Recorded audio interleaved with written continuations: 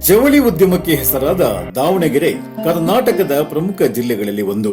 ಶಿಕ್ಷಣ, ಉದ್ಯೋಗ, ವ್ಯಾಪಾರ ಹಾಗೂ ಕೈಗಾರಿಕೆಗಳಿಗೆ ಹೆಸರಾದ ಈ ಜಿಲ್ಲೆ ಪ್ರವಾಸೋದ್ಯಮಕ್ಕೂ ತನ್ನದೇ ಆದ ಪ್ರಾಮುಖ್ಯತೆಯನ್ನು ಪಡೆದುಕೊಂಡಿದೆ. ಅದರಲ್ಲಿ ಹರಿಹರೇಶ್ವರ ದೇವಾಲಯವೂ ಒಂದು.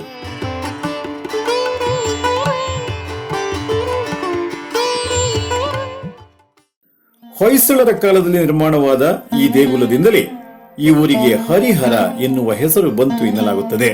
ಹರಿಹರ ನಗರದ ಹೃದಯ ಭಾಗದಲ್ಲಿ ಈ ದೇವಾಲಯ ಇದೆ. 1224ರಲ್ಲಿ ಹೊಯ್ಸಳರ ದೊರೆ 2ನೇ ನರಸಿಂಹನ ದಂಡನಾಯಕ ಪೊಲ್ವಾಳನು ಈ ದೇವಸ್ಥಾನವನ್ನು ನಿರ್ಮಿಸಿದ ಎಂದು ಶಾಸನ ಸಾರುತ್ತದೆ.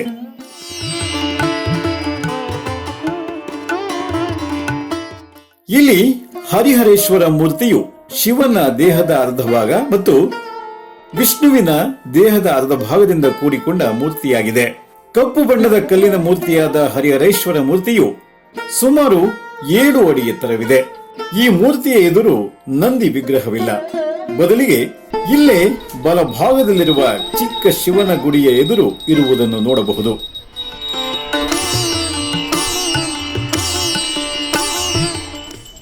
ಇದರೊಟ್ಟಿಗೆ ರಾಮೇಶ್ವರ ಗುಡಿಯೂ ಇದೆ. ದೇವಸ್ಥಾನದ ಮುಂಭಾಗದಲ್ಲಿ 2 ಆಕರ್ಷಕ ದೀಪಸ್ತಂಭಗಳಿವೆ. ಇವುಗಳ ಬುಡದಲ್ಲಿ ಪುಟ್ಟದಾದ ನಂದಿ ಮೂರ್ತಿಯನ್ನು ಕೆತ್ತಲಾಗಿದೆ. ದೇವಾಲಯದ ಕೆತ್ತನೆ ಹಾಗೂ ವಾಸ್ತುಶಿಲ್ಪಗಳು ಬಹಳ ಸೊಗಸಾಗಿವೆ. ನೇರವಾಗಿ ಹಾಗೂ ತಲೆ ಕೆಳಗಾಗಿ ಕಾಣಿಸುವಂತಹ ಕಂಬಗಳು, ಗರ್ಭಗುಡಿ, ನವರಂಗ, ವಿಶಾಲವಾದ ಮುಖಮಂಟಪ ಹಾಗೂ ಮುಖಮಂಟಪದಲ್ಲಿಯೇ 60 ಸೂಕ್ಷ್ಮ ಕಲಾಕೃತಿಯ ಕಂಬಗಳಿವೆ. ಈ ದೇವಾಲಯದಲ್ಲಿ ಮುಖಮಂಟಪವೇ ಸುಖನಾಸಿಯಾಗಿರುವುದು ಮತ್ತೊಂದು ವಿಶೇಷ.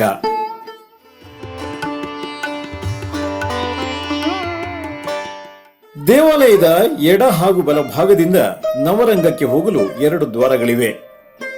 ಈ 2 ದ್ವಾರದಲ್ಲೂ ಸುಂದರವಾಗಿರುವ 2 ಚಿಕ್ಕ ಮುಖಮಂಟಪ ಇರುವುದನ್ನು ಕಾಣಬಹುದು.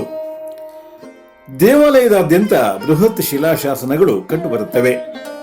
ಕದಂಬರು ಕನ್ನಡ ಭಾಷೆಯನ್ನು ಬಲವಾಗಿ ಪ್ರಚಾರ ಮಾಡಿದ್ದರಿಂದ 4-5ನೇ ಶತಮಾನದಲ್ಲಿ ಈ ದೇವಾಲಯದ ನಿರ್ಮಾಣದಲ್ಲಿ ಅವರ ಕೈವಾಡವಿದೆ ಎಂದು ಸುರಕ್ಷಿತವಾಗಿ ಹೇಳಬಹುದು.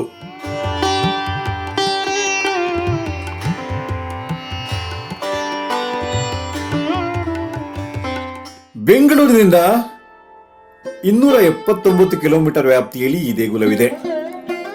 ದಾವಣಗೆರೆಯ ನಗರದಲ್ಲಿ ಉತ್ತಮ ಗುಣಮಟ್ಟದ ಹೋಟೆಲ್ಗಳ ವ್ಯವಸ್ಥೆ ಇರುವುದರಿಂದ ವಸತಿ ವ್ಯವಸ್ಥೆಗೆ ಯಾವುದೇ ತೊಂದರೆ ಉಂಟಾಗದು.